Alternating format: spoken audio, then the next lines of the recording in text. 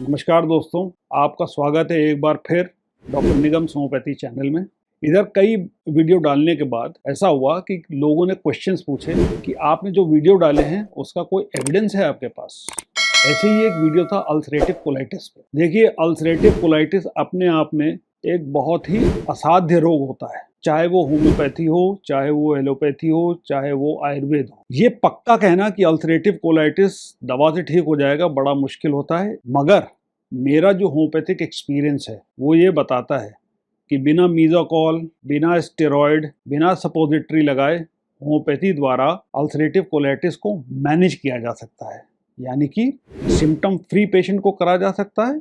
और कुछ केसेस में ऐसा भी होता है कि अंदर के अल्सरेशंस गायब हो जाएं और अंदर की म्यूकोजा भी बिल्कुल ठीक हो जाए। ऐसा सब केसेस में नहीं होता है, लेकिन 40% केसेस ऐसे होते हैं जिसमें कि अल्सरेटिव कोलाइटिस पूरी ठीक हो जाती है। पूरी ठीक हो जाने का मतलब यह है कि अंदर जो कोलन की, जो रेक्टम की जो म्यूकोजा है, यानी कि उसकी जो लाइनिंग है, वो एकदम अल्सर फ्री हो जाए और पेशेंट सिम्टम फ्री हो जाए। सबसे पहले मैं आपको एक वीडियो सुनाऊंगा जिसमें कि एक पेशेंट जो कोविड टाइम में मेरे पास आई थी, उसको कैसे पूर्ण आराम होम्योपैथी की दवा से मिला। इस वीडियो में वो पेशेंट अपनी व्यथा और अपना इम्प्रूवमेंट खुद बता रही है। इस केस में सैडली मेरे पास कोई कोलोनोस्कोपी का एविडेंस नहीं है। उसके दो रीजन है। एक रीजन कोविड का टाइम, दूसरा रीजन पेशेंट जो है वो लेडी है और वो अनमैरिड लेडी है और वो कोलोनोस्कोपी नहीं कराना चाह रही थी। एलोपैथी में बिना कोलोनोस्कोपी के इलाज करने को उसको मना कर दिया गया था।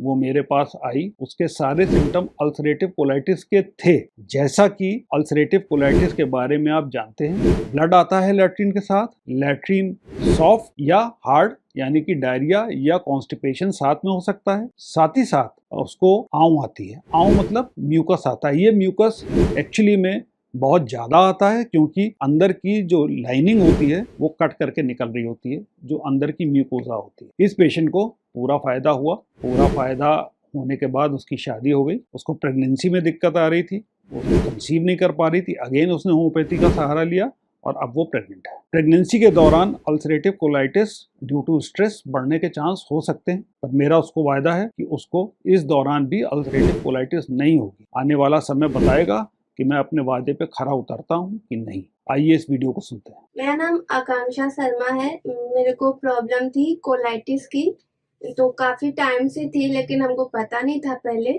तो जब मेरे मतलब थोड़ी दूसरी प्रॉब्लम थी आंखों में, तो उसकी मैंने दवा कराई थी, लेकिन बाद में मेरे को पता चला कि मेरे को कोलाइटिस है।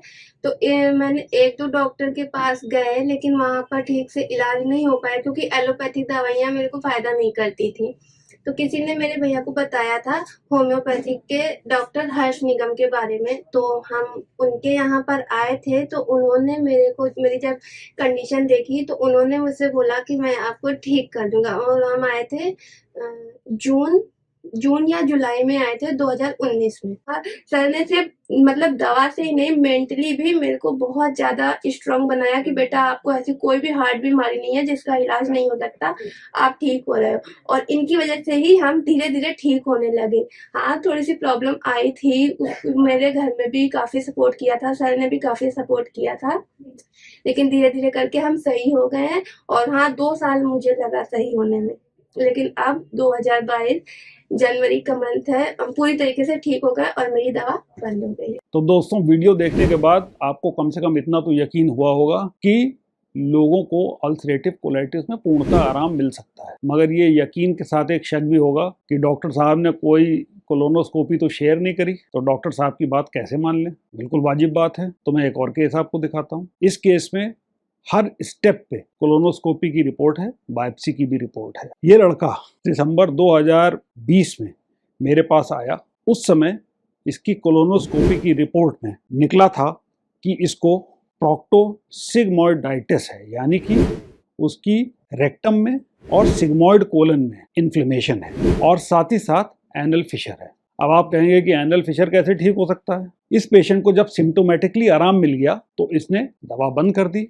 मेरे कहने के बावजूद इसने दोबारा कोलोनोस्कोपी नहीं करा। मगर मई 2022 में ये मेरे पास आया। इसको काफी प्रॉब्लम थी, तो मैंने जब इससे कहा कि अब तो कोलोनोस्कोपी करानी पड़ेगी, तो कोलोनोस्कोपी कराई गई। अब इस कोलोनोस्कोपी में बड़ा सरप्राइजिंग रिजल्ट था। इसका एनल फिशर खत्म हो चुका था, जिसको बिना सर्जरी के लोग कहते थे कि ठीक नहीं होता। इसकी जो प्रोक्टाइटिस थी, यानी कि रेक्टम के एरिया में अभी भी सूजन थी। इसकी सिग्मॉइड के एरिया की सूजन खत्म हो चुकी थी। साथ ही साथ एक नई फाइंडिंग आई, इसको रेक्टल पॉलिप हो गया। रेक्टल पॉलिप एक ऐसी चीज होती है जो अगेन जब तक पॉलिप को निकाला नहीं जाता, ऐसा माना जाता है, वो ठीक नहीं होता। इसको सॉलिटरी सिंगल रेक्टल पॉलिप था।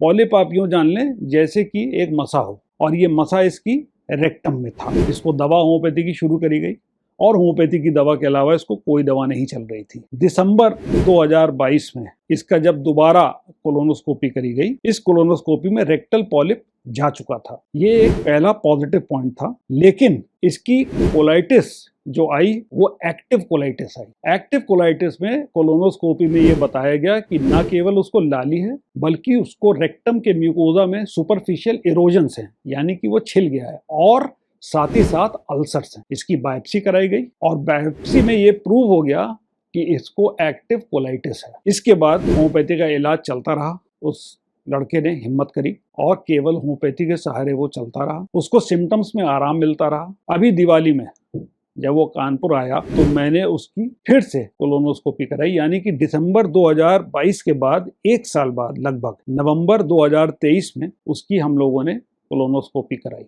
सिम्टोमेटिकली तो उसको आराम था ही। जब टेस्ट कराया गया तो पता लगा कि उसके कोई कोलाइटिस नहीं है। आप इसकी रिपोर्ट्स को देख सकते हैं, उसके कोई कोलाइटिस नहीं निकली। उसकी रेक्टम का इन्फ्लेमेशन, उसकी सिग्मॉइड का इन्फ्लेमेशन, उसके अल्सर्स सब कुछ खत्म हो चुके थे। ये एक पूर्णतः हील्ड अल्सरेटिव कोलाइटिस का केस है। नेक्स्ट क्वेश्चन जो उसने मुझसे पूछा कि क्या मुझे दोबारा कभी अल्सरेटिव कोलाइटिस हो सकती है, मैंने उसको ये जवाब दिया, बंधु आने वाले सालों में मैं रहूंगा कि नहीं रहूंगा ये मुझे नहीं मालूम, आपके भविष्य का मैं कैसे बता सकता हूँ।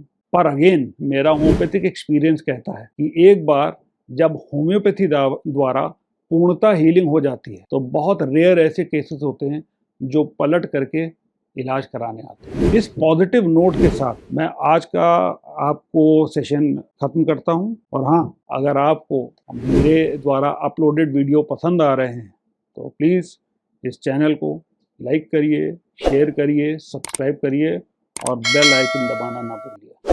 धन्यवाद।